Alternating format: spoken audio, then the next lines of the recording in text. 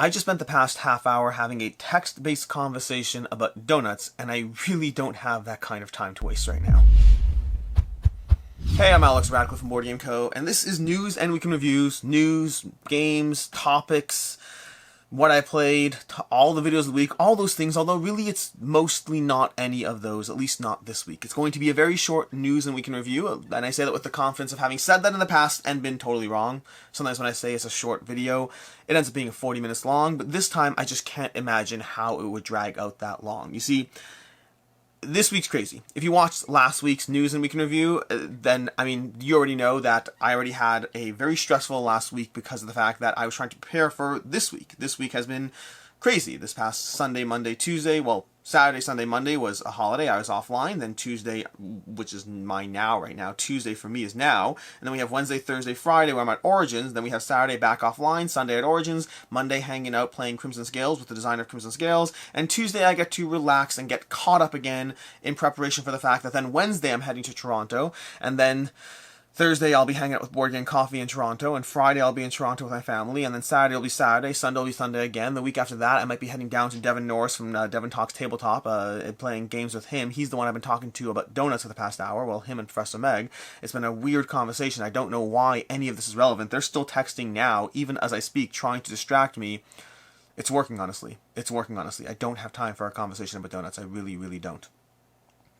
That might have been a little much. Short version is everything's good, everything's okay, but this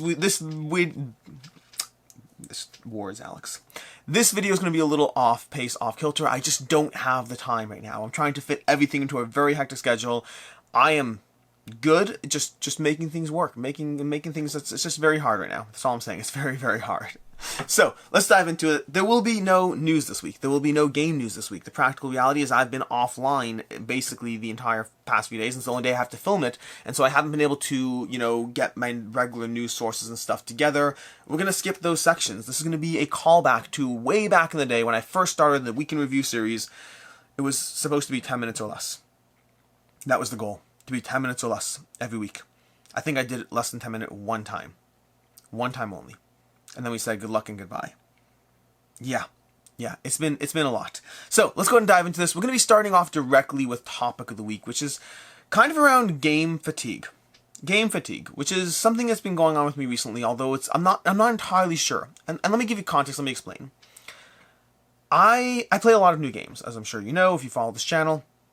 And we'll have news and game news next week, by the way. Probably, maybe, hopefully. Next week should be arguably a drop easier than this week has been, but game fatigue to me is the idea that I've been playing a lot of new games that I generally have, and recently a lot of them have just been solidly okay. Nothing wrong with them. A bunch of 3.5s, some 3s. A lot of the past games I've been playing have just been good. And I haven't been over the hill, even when I like certain aspects of them. And these will all show up in various reviews, or many of them will show up in reviews. I don't review all the games I play, but I review a lot of them. And I don't know if it's the games, or if it's game fatigue. And it's a very weird spot to be as a reviewer because of the fact that there's a degree of responsibility around things. Meaning, if I'm playing too many games, let's just go with a practical hypothetical. Let's pretend that I play Brew. I haven't played Brew yet, so this is an easy conversation. Let's pretend I play Brew today.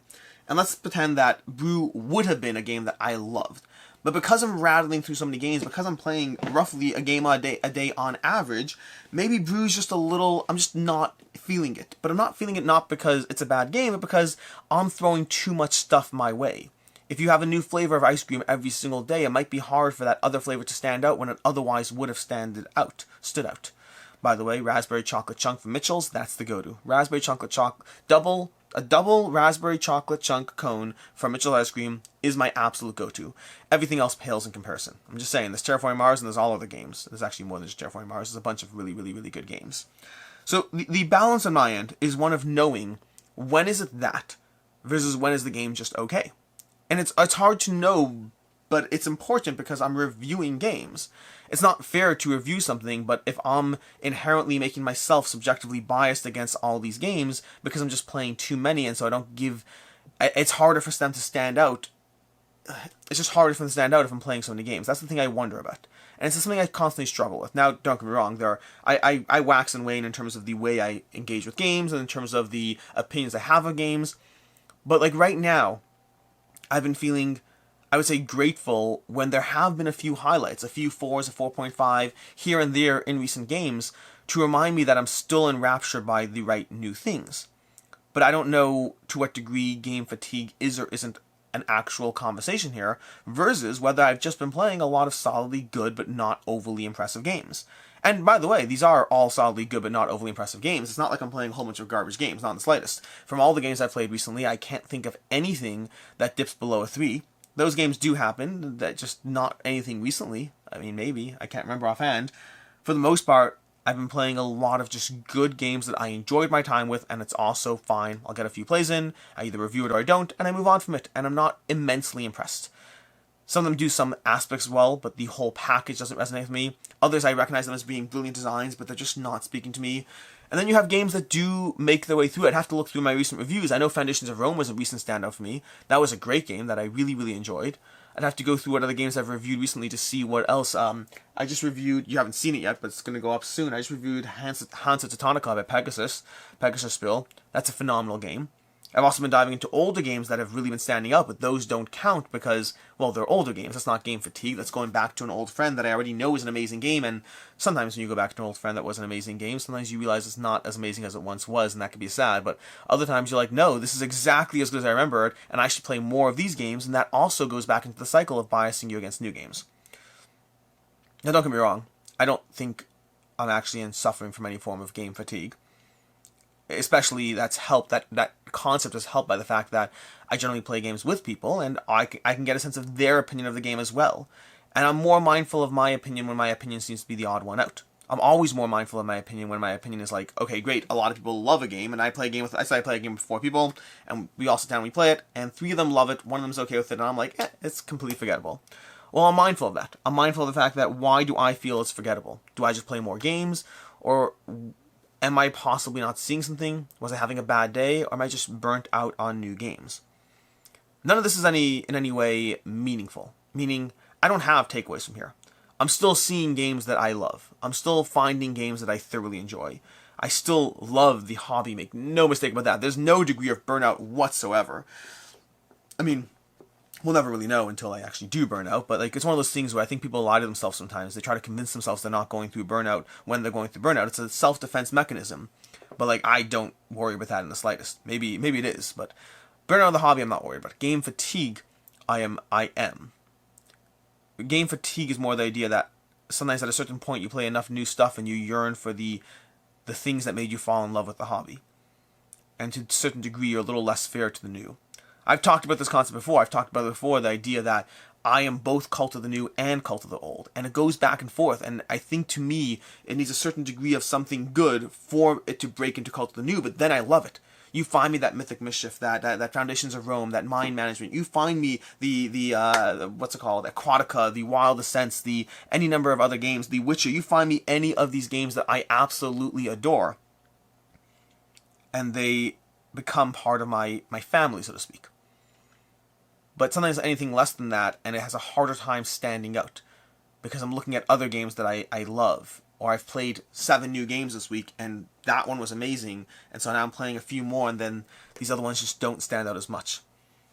It's just something that I've been mindful of because... And I'm always mindful of things. I'm mindful of it both ways. When I have a month where I review too many games that are 4.5s and 5s, I'm mindful that maybe I'm just being sold by the newest things too often. I don't know. It's hard to say. There absolutely always is a degree of bias towards something new. A degree of, I just played that game, I want to play it again. But then you do play it again, and maybe it holds up, maybe it doesn't. Or maybe it holds up for the first 3 plays, but it's not so engaging for the 5th play or the 6th play. And so I'm always mindful of Cult of the New and how it affects my opinions. One of the reasons I do a yearly look back is Cult of the New goes away. That aspect, that game that was so exciting that I got 3 plays in off the bat and then reviewed it and loved it, that game may or may not hold up to plays 5, 6, and 7. It may not get plays 5, 6, and 7. Maybe it was really, really good at a certain point in time, but then went away. But the reverse is also true, and the reverse I'm equally mindful of. Am I getting less interested in new things, or are they having a harder time sticking? And I don't think they are, but that's where I'm less certain. Right now, I just happen to think that the past 10, 15 new games I played just weren't overly impressive. One thing I do on my Patreon once a month, whenever I have weekly videos, well, more than weekly, I have like 3 videos a week that go up on my Patreon, but one of those videos is just a conversation, behind the scenes, things going on, games I'm playing, or first impressions of prototypes I've been covering, all these different kinds of behind the scenes stuff. Nothing crazy, you're not overly missing out, but it's a little degree of extra on top of what conversations we have here. And one thing I do is once a month I do a look back at the past month, and I pick the highlights of the month. I say these are the 10 games that really stood out. I played 54 unique games this month. These are the 10 that if you want the 10 games that I love, here you go. The rest of them are all good in various degrees. Some of them are not so good. Most of them are good. Most of them are decent. But here are the 10 that make my heart sing, which is, again, a terrible expression. But, I mean, they're board games. They're not, like, whatever. But they're good. And so, when I did that this month, I did realize that this month, the games that I loved were all older games. They were all older games, almost all. There was like 2 newer games, maybe, if I have to look what they were. They were mostly older games. It was mostly playing games like Cthulhu That May Die, Terraforming Mars, Casa of Burgundy. I don't even remember what else there was. There were a whole bunch. El Grande. I'm trying to remember what else I've played. There's just a lot of older games that I love, and far fewer newer games this past month. I don't know what it means.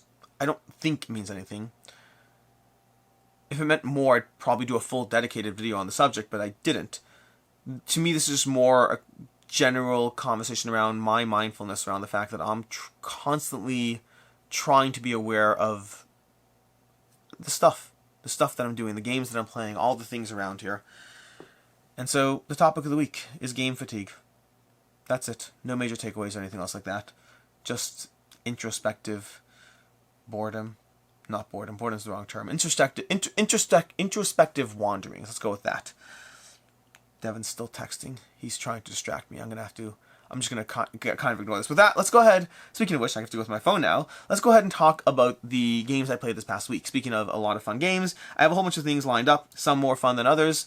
Probably wasn't the best idea to be like, hey, here are all these games that are just completely not impressing me, and then go into the games that I've been playing. Some of these impress me more than others, as usual. Thoughts and opinions and all that stuff. Starting off with where I think I left off, and I'm not confident this is where I left off. Nope, I don't know where I left off at all. I don't know where I left off last week. I may have played a whole bunch of stuff since then, so I don't know exactly. I'm just going to take a random guess here. I'm going to say Terraforming Mars. I think I told you that already. No, but I got a Terraforming Mars solo play. Don't know if I told you that last week. Played Terraforming Mars solo. I'll be doing another one shortly, filmed for the channel. Got another play of Elric in. Elric's an upcoming Kickstarter. Again, may have said this last week, I don't remember. And then Dinosaur Island, Roar and Write, which I'm going to be playing it again because I want to play it again, but I don't think it's for me. I do not think Dinosaur Island, Roar and Write is for me.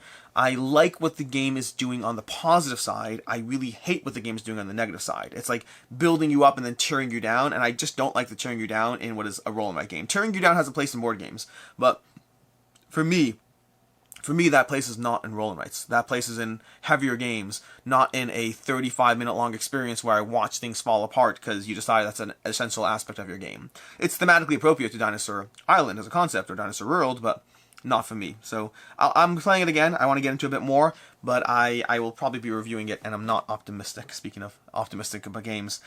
We have Dinosaur Island Roar and Write. Speaking of which, got another play of Dinosaur Island Roar and Write. We have Resident Evil. I'm still diving into Resident Evil 3 from Steamforged Games. I've been going over that on Twitch for the most part. I only played once on Twitch, but I'll be playing it more on Twitch. We have Wild Serengeti. I got a few plays of Wild Serengeti. That's the new game from Bad Comet Games. I'll probably have a review on it, so I'll hold off my opinion for right now.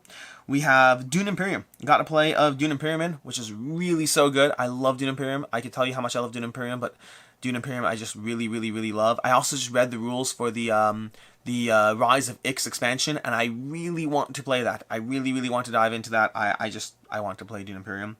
We have Wild Serengeti again. We have Wormholes. Wormholes from AEG. That's a newer game. Wormholes is, I'll probably have review coverage on it. Early impressions is that I think it's very gateway friendly. Potentially a little too gateway friendly. I really like some concepts that they're doing within Wormholes, but I feel the game itself is a little too light around that concept. We have Leviathan Wilds. Leviathan Wilds is a prototype. I already played this one a few months ago, or 2 months ago. I don't know exactly when. I played on TTS. I got in a first in-person play. This is an upcoming Kickstarter. I believe, I want to say early July. I'll have more thoughts and opinions around that later.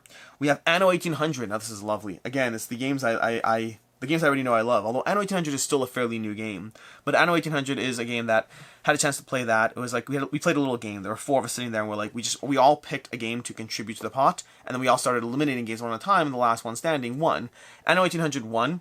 I was happy with that. I love Anno 1800. For context, the choices were Anno 1800, Cyclades, Blood Rage, and Inish. 3 area control games in Anno 1800. And just because everyone didn't want one of the area control games, Anno 1800 got picked by default. I was fine with it. I lost horribly. I usually do well in Anno 1800. I tried something new this game. Don't think I'll be trying that again. It did not work for me, and I lost absolutely horribly. But I had a blast, so I don't really care. Then we have It's a Wonderful World. I dove into It's a Wonderful World with the Corruption and Ascension expansion. Ooh, I have to note that. I have to note the new games I've played. Oh my gosh, this is going to be a pain.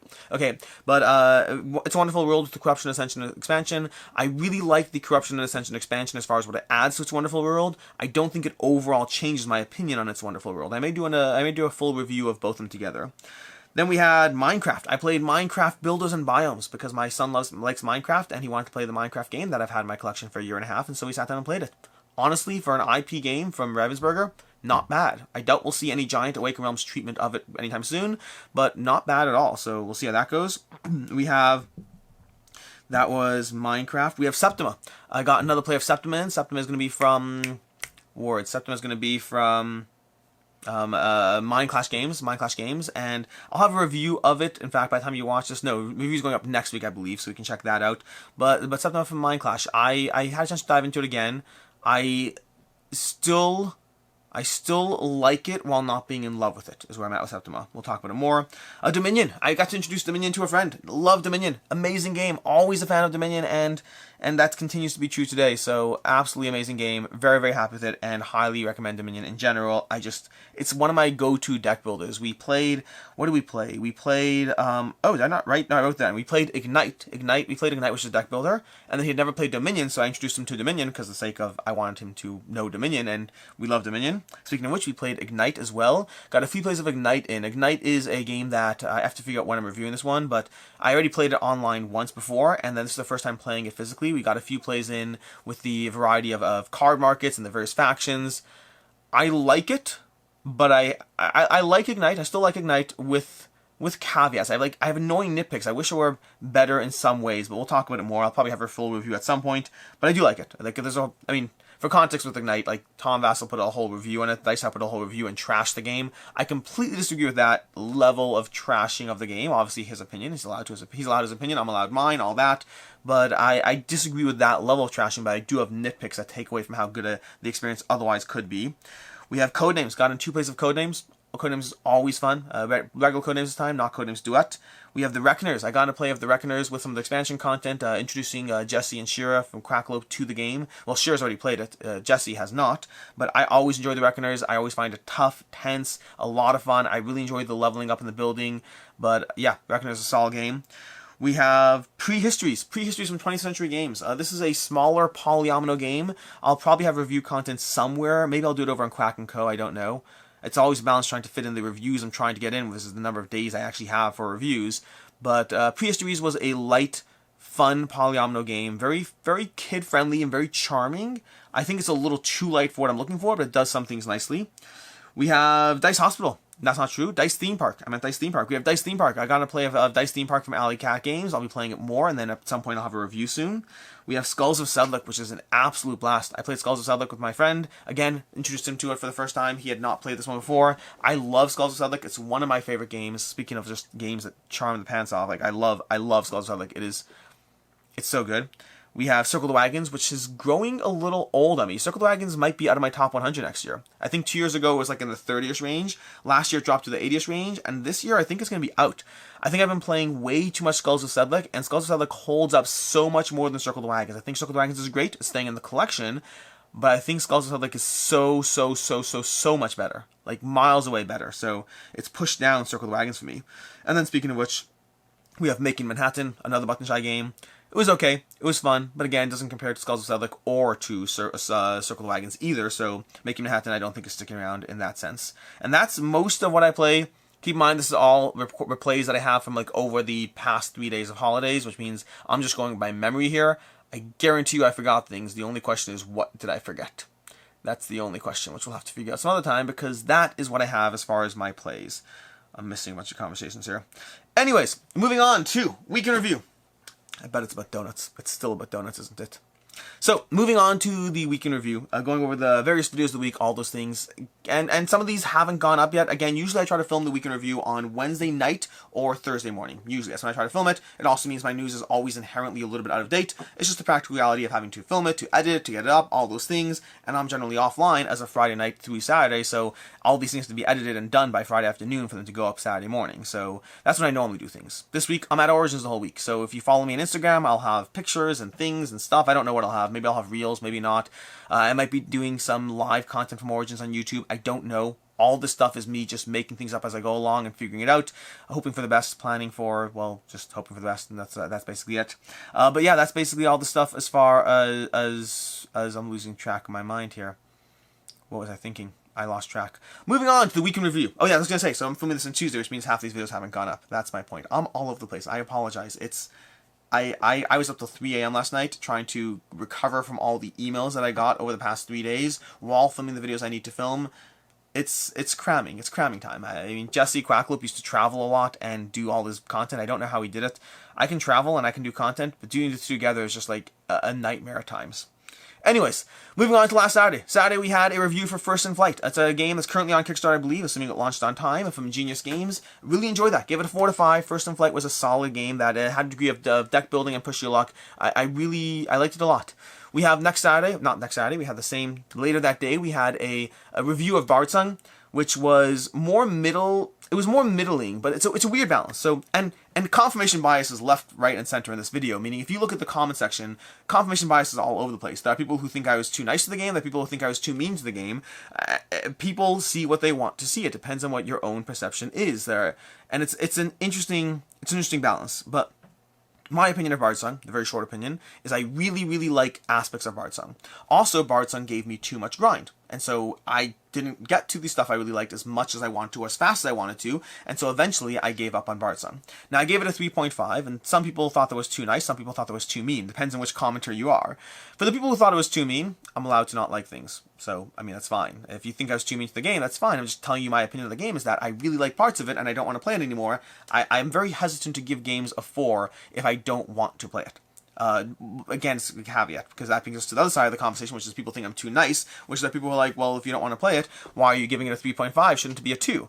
Because I spent like 14 hours on it. I mean, I don't think, when I say a game gets like a 2.5 or a 2 and I don't want to play it, I'd rather not, that usually means if I don't want to play it like off the bat. If I don't want to play a game in general, if I give a game 14 hours and now I'm done with it, that's not the same thing at all. That's me giving a game 14 hours. I don't give games 14 hours when they're a 2.5. Even when they're a 3, I don't give it 14 hours. I really liked parts of Bardsung. I really did. And it was fun to dive into it. It was fun to go through it. It was fun to enjoy the experience. And at a certain point, it just stopped being fun because there's too much grind. So I gave it a 3.5. I stand by my rating. I still think if I really wanted to, the real question, which I haven't figured out for myself yet, is why I haven't house ruled my way past that. That's the part I haven't figured out for myself exactly why. And I don't know, I need to think about it. I need to think about some more. But like some games, I've played games like Etherfields and then house ruled my way past the grind. I've played Sleeping Gods and then just kind of just ignored aspects that to me felt a little grindy. I've done that before, usually with solo games, not with competitive experiences or even cooperative experiences. But with solo games, I'm perfectly comfortable going through and house ruling my way into a better experience. But I didn't do that with Bardsung. And I don't know if it's because I didn't as clearly or as plainly see it, but whatever the reason was, I just didn't. But that was Saturday. On Sunday we had games leaving the collection, going over the various games leaving the collection. I don't remember offhand what was in the video. A bunch of things. We had Euthia, we had Bardsung, we had a whole bunch of games that were all leaving. I need to get back to a bunch of people on Patreon because a bunch of people have reached out to me. I'll have to talk to them and figure things out. They wanted specific games and whatnot, and so I'll talk to them before selling them or whatever it is. Then on Monday we had a full By The Fomo. A Kickstarter look back about a bunch of games that I backed on Kickstarter that I didn't get tabled quickly enough. It's basically me going over all the games I backed that just didn't get tabled anytime recently. Some of them actually may have even already been tabled. I think I put Tainted Grail in that video, and Tainted Grail has been tabled since I filmed that. But it's just the idea of games that you need now, that you want them now, and you have to back them because you can't possibly wait till a second print run or this or that or anything else, and then it shows up and you don't table it anyway, so like, what was the point? What was the sense of urgency that you had? I like the video. I like the concept of it, but I also like the fact that I back a lot of Kickstarters and I only had like 10. I have a bunch of Kickstarters that have shown up in the past 2 weeks that I haven't played, but I don't count that. I need a certain window of time before I count it as being unplayed, and so that was Monday's video, full By The Fomo. I'll probably do more of them eventually when I have more games that have fooled me. Tuesday was a review for Almanac the Dragon Road. Really like the game. Really like the game. Solid game from Colossal Games. It is such an enjoyable worker placement experience. I have some critiques. They're in the game. They're in the review. The game is on the light side, factored in as well, but I really enjoy it. I'm eager to dive back into Almanac the Dragon Road. Solid game. Later on Tuesday, we had a review for Viral and Viral Hive. That was such a tough one for me. I really liked Viral. I liked it a lot, but I hated the theme. I cannot get past the theme. Even now, as I'm saying it, like, it's on my shelf. It's on my game's staying shelf because I like, when I finished the review, I was like, okay, great. I played this game. I got it played, and now it's going on my shelf because I'm going to play it again. I don't know if or when I will. It's really good at the doublethink, the bluffiness, and all those things. I think it goes. I cannot get past the theme. I really can't. It's such a good game. But I like City of Spies more. Same company, same designers. I like City of Spies more, and the theme of City of Spies does not bother me. I might play Viral. There's a person in my game group who one of his favorite games is City of Spies. I might play Viral with him, and then see what happens. I might, because he really likes City of Spies, and Viral feels the same to me, so we'll see. Then on Tuesday, lastly on Tuesday, we had a review of Root. I've been promising this one for a while. I did a review of the Root and the Marauders expansion a while ago, but then I finally dove into the full review of Root and everything, just my general opinion of the game. And so yeah, that was lastly on Tuesday. And then on Wednesday we had Where Are They Now for May. This is a look back at all the games I reviewed last year in May, just going over them, talking about the games, you know, where they changed, where they adjusted. The Witcher is still up there. You can check that out. I'm very excited for The Witcher. Very excited. But yeah, just going over the Where Are They Now for May. Thursday was 2 videos. We had Let's Make It in the USA, a video I did together with James Hudson going over why game production isn't in the US and just the costs involved. People think it's an easy conversation. Well, if shipping's so expensive, make it in the US. You can't, practically speaking. You just can't, unfortunately. And then we follow that up later on Thursday with an unboxing of Wonderland's War. I figured this is a good time to do an unboxing of James Hudson's Skybound Entertainment game. So we have Wonderland's War being unboxed later on Thursday. Then on Friday, I did a video with my wife, what we backed in May. This is a standard video we do every month for, well, the prior month, and it's going over the games we backed in May. I particularly enjoyed this video. I always enjoy doing videos with Rena. I thought this one was a level above in terms of funny. I'm biased, obviously. I'm married to her. I do like spending time with her, but I enjoy the video is what I'm trying to say. So you can check that out. That was Friday, what we backed in May. Then on today we have a few things. We have a review going up for Juicy Fruits, probably, and then a review going up for Skyrise, probably. Both of these are in the probably camp. I'll let you know for sure, or you'll see for sure. But Skyrise depends on if the Kickstarter is being pushed off again or not. It was pushed off the last time I talked about it. And Juicy Fruits is from Capstone Games. Both those will hopefully be going up today, unless something changes the next day, because that'll be Origins of this, and then I can't change it anyway, so it's too bad. I mean, I can do things from the road, but not the same level. Next week will be a few things. Also, I'm realizing this video is not that short. It's still short. It's still short for a week in review, but it's not that short. Next week will be a few things. First of all, we have what I played in May, going over all the games I played in May. Technically, it's not actually May anymore. It's just the games that count towards my Game a Day challenge in May. And then I don't know what's going to happen on Monday. Like, I don't think there's enough content for a Kickstarter, for a to back or not to back. We're really going for we're going through a heavy lull right now, a very heavy lull, and I don't know what there will or won't be for a Kickstarter video. Mondays are always Kickstarter content. The question is what type of Kickstarter content. Sometimes it's, looking back at things, sometimes it's looking forward. I don't know what it is right now. There will be something, guaranteed, something to do with Kickstarter. If there's not enough stuff to back, then there will not be a to back or not to back. We will find out. And then there also may or may not be things about Origins. I'm hopefully going to be filming at Origins, compiling notes, all those things. But, yeah, we'll see. Hey, Ricky! How's it going? I'm still filming. I'll be wrapping up in a second. That's my daughter walking in. But yeah, that is Origins, so I'll hopefully have something on Origins. And then lastly, we have the games on the table. Games on the table, we have a few things. We have, I'm trying to keep this light because I don't know what I'll be able to table this week or not, so I'm hoping for some lighter games. I have Brew from Pandasaurus Games. I'm intrigued by this one. I've heard it can be cutthroat and mean, and that is something I appreciate. We have Summer Camp, designed by Phil Walker Harding. I've heard this is light and accessible. Hoping to table this. We have Tiny Epic Pirates, which honestly I'm at the point where I may even dive into the solo just to get it played, and then table it with other people as well. I've been wanting to play this one for a while, and I have not gotten it tabled. I read the whole rules at one point, and then just didn't get tabled, so this might be my go-to solo game this week. Maybe I'll bring it with me to Origins. That's not the worst concept. This might come with me to Origins. And then lastly, Valeria Card Kingdoms. I started playing through Darksworn, the cooperative version of Valeria Card Kingdoms. Haven't finished it. I would love to finish this one up, to play through Valeria and enjoy this one. But that is everything going on as far as the games on the table. I apologize if I'm a little frantic all over the place. I really do. I'm having a lot of fun. But the time-sensitive content, stuff like weeks in reviews or to back and not to back, so any types of things like that, where it's just more inherently time-sensitive, I've just been struggling to stay on top of it with the crazy hecticness of everything. And I appreciate and understand that many of you don't mind if I miss a video. Take a break, Alex. Take a week off, have fun, do whatever. I appreciate that. Strongly, I do. I don't want to. I don't. As long as I can keep doing daily content, as long as I can keep doing these things, I will. If I ever really need to take a break, if push comes to shove and the pedal hits the metal and, it is what it is, I will absolutely not do a video. But I like doing the videos. I like the sense of structure it gives me. Especially now, where this is my job. I like the sense of structure. I like pushing myself to do it. I will always prioritize my fun in life and all those things. And again, I'm going to Origins this week, so it's not like I'm losing out on fun. There's just trade-offs. The trade-off is that there's hecticness and craziness and all those other things, but we'll figure it all out. I appreciate all of you very much. I'm just grateful. Thank you. See, now I'm all.